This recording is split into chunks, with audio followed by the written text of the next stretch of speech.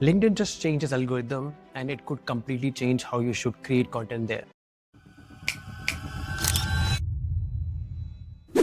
LinkedIn has rolled out a new feed system powered by LLMs and AI recommendation models. And the interesting part is, LinkedIn is no longer just looking how much engagement your post gets. It's a new system trying to understand what your post is actually about and whether it matches what person is interested in. And this is where things get interesting. Because for years, the LinkedIn content game was basically build a big network, post something, get likes and comments, and hope LinkedIn will push it further. But now, the size of your audience isn't the whole game anymore. LinkedIn can take posts from someone you don't even follow, understand what the post is about, and recommend it to you because it matches your professional interest. Which means a small creator with a very specific niche or a very specific point can potentially reach the people without already having a massive audience. But there's another important change. LinkedIn says it is actively reducing generic content, recycle posts, and engagement weight. So those posts that basically say agree, comment, follow for more aren't the strategy I'd be betting on anymore. The new game is much simpler.